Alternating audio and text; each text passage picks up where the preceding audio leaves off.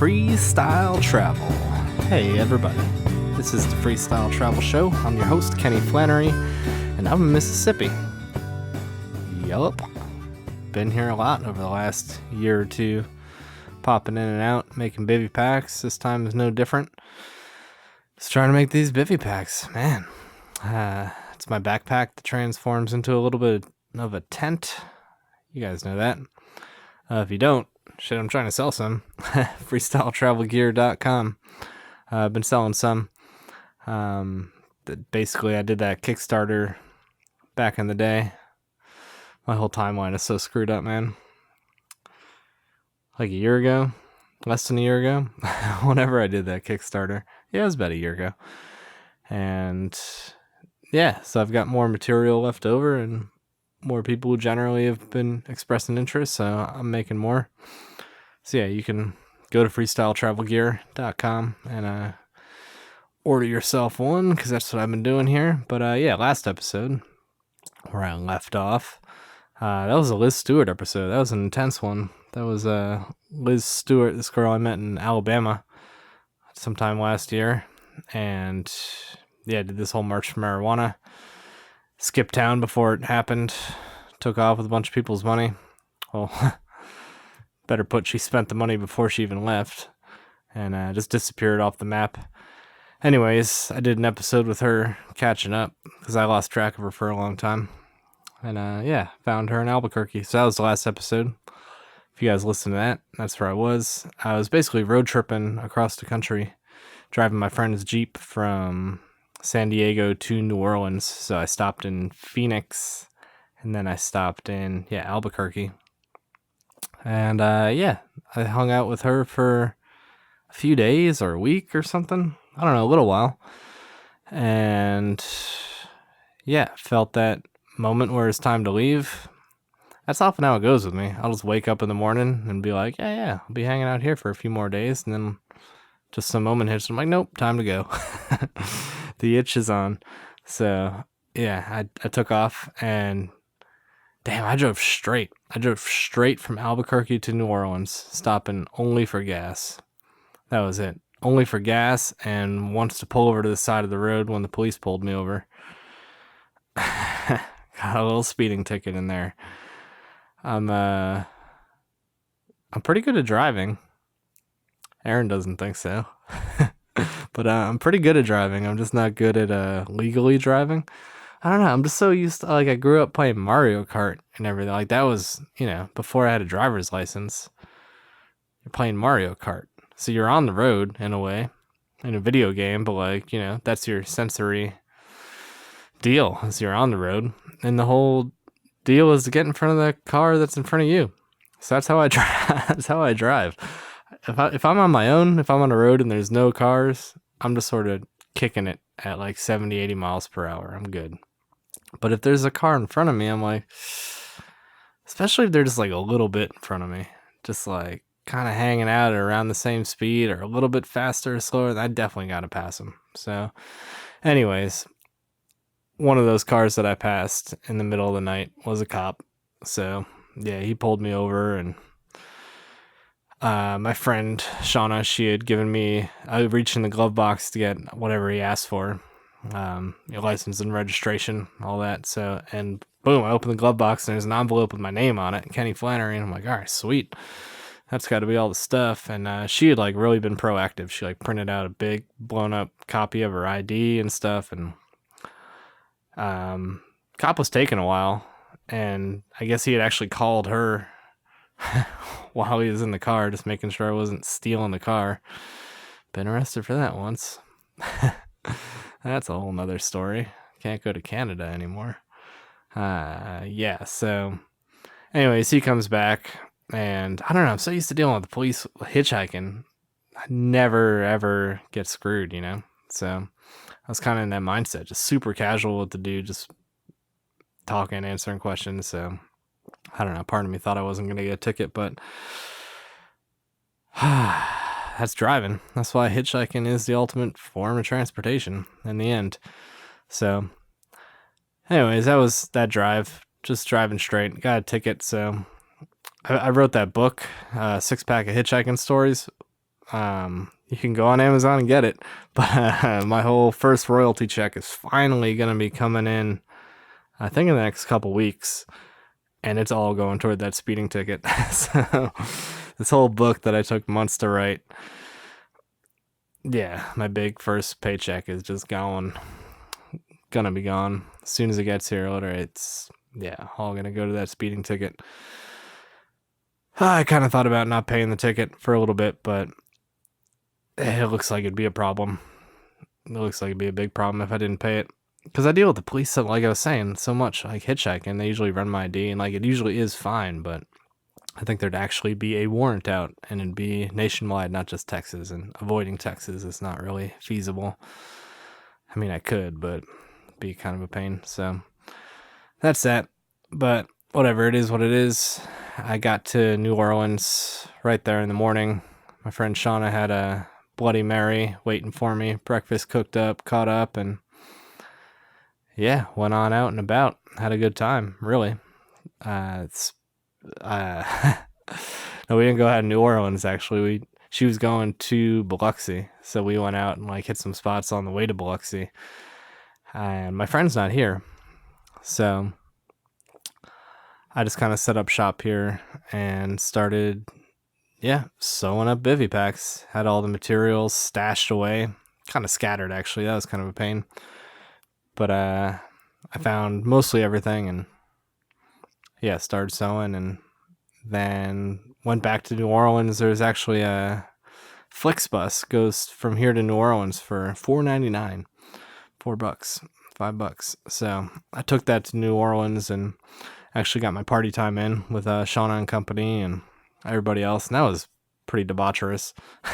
Really, that was chaos on all levels. But it's fun. New Orleans is always a good time.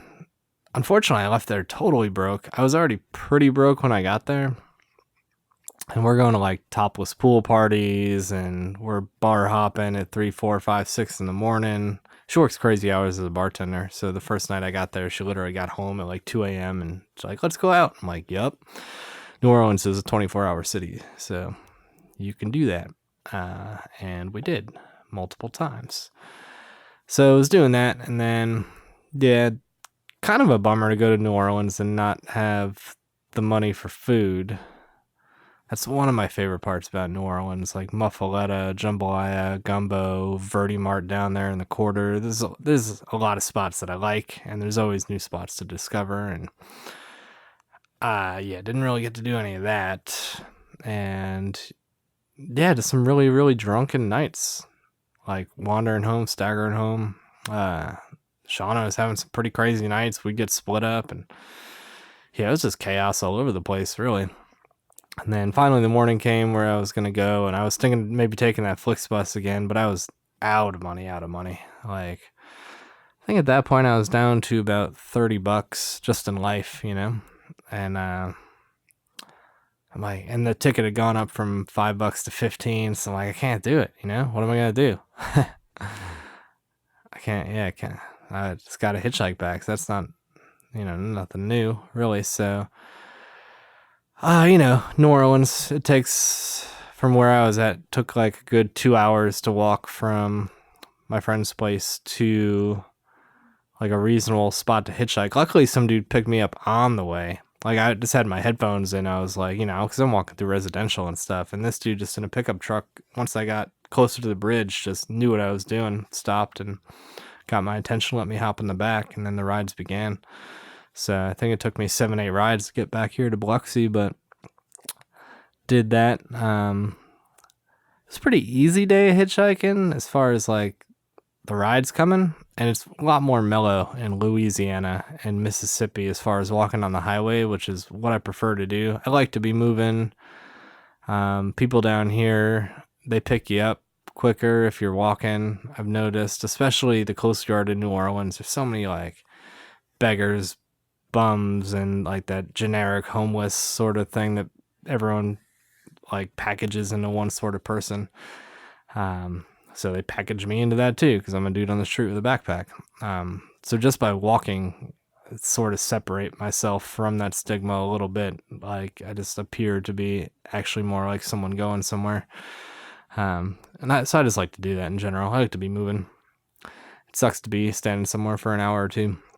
But yeah, it was humid, sweaty, all that kind of stuff. But yeah, pretty good rides all the way. Even I got a ride from a guy going to Mobile, Alabama, which cuts right through Biloxi. So that dropped me off in a spot where it should have been another 2-hour walk to get where I was going. But I got lucky, got a ride from someone who just dropped me off right at the place. So that's where I was and am now. And just, making more of these BivyPacks. And also just designing and thinking about what the next version is going to be and other kind of gear. I got a whole modular sort of mindset going on now as far as separating the warmth of a sleep system and the sort of a rain jacket tarp fly situation and then the actual backpack and everything. I don't know. It's going to be something that's going to be, I'm trying to make it just lighter, more convenient, more compact. That's just what I'm going to be doing for the rest of my life, I think. It's just constantly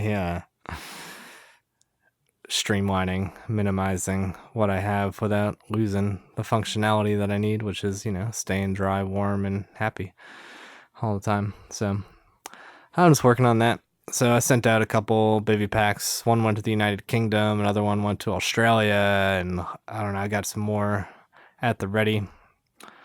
So it felt good to get those all packaged up. But Mississippi sucks, man.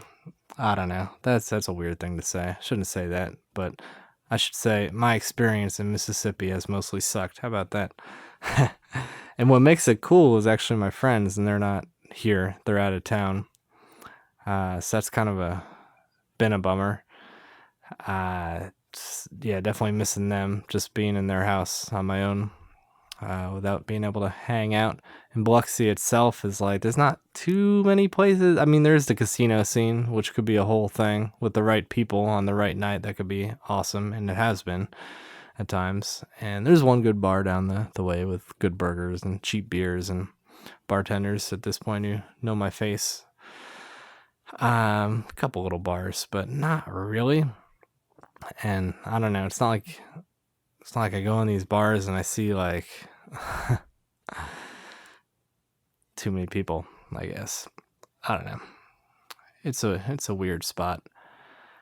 So, and the beer's not great. And this time in particular, this is the brokest I've been without I don't know, anything going in a long time, several years. Just like I said, I around $30 when I left New Orleans. So obviously I got to eat, so groceries, even just going down to the bare minimum of ramen and 40 cents for a dozen eggs and all that, just doing the best I can to minimize money and minimizing nutrition. But I definitely can't afford any beer. I went the longest I think I've gone without drinking a beer in years, over a week.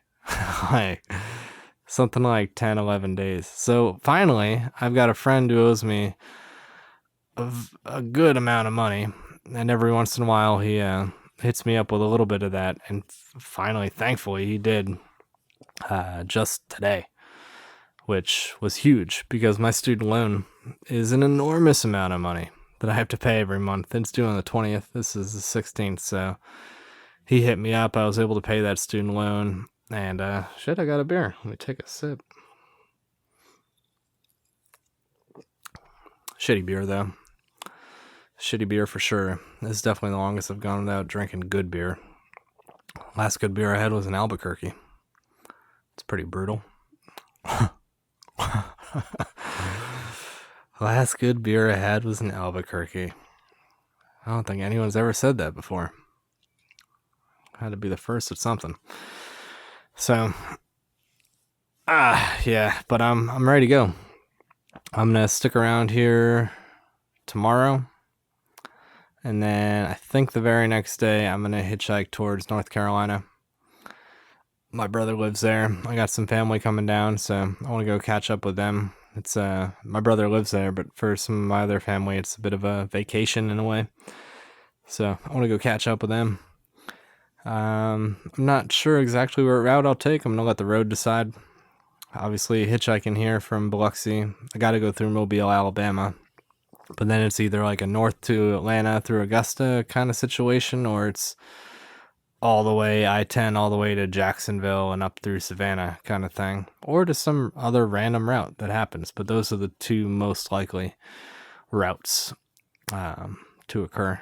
And either way, it should be a 2 to 3 day hitchhike.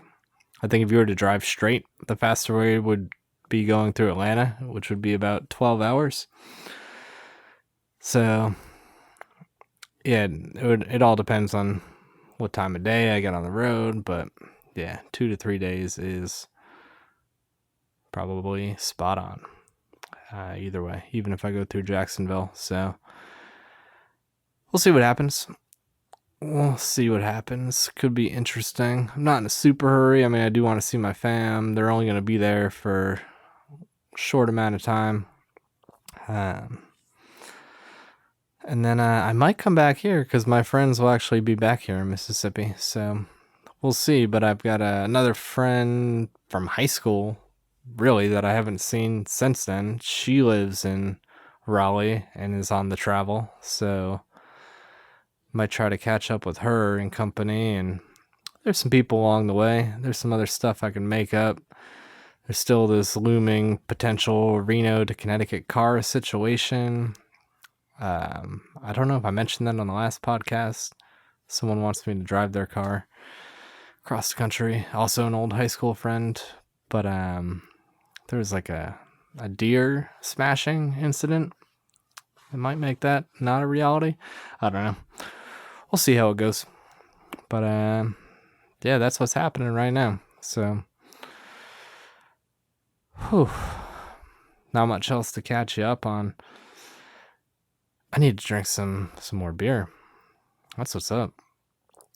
I really like good beer, man. I just need a little bit more of it in my life. So I don't know. I'm trying to sell some backpacks here and do some other things, and got some more stuff coming through. Should all work out. And yeah, that's about it. I do have a new mailing list, actually. That's kind of cool. A little bit. There's a dude I met in Alabama Hills in California. I was hitchhiking. I might have mentioned him on the last podcast when I was hitchhiking down from Northern California to South on the 395.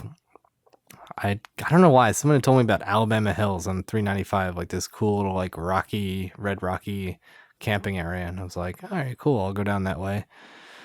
And then this guy picked me up late. We're talking sunset, really. And he picked me up and he was going there too, just to camp. So we ended up, like, he slept in his car, but like I camped right there, but we ended up hanging out, like talking for a while. It was an awesome spot. And he does a lot of digital painting and stuff. And anyways, he suggested doing this mailing list thing.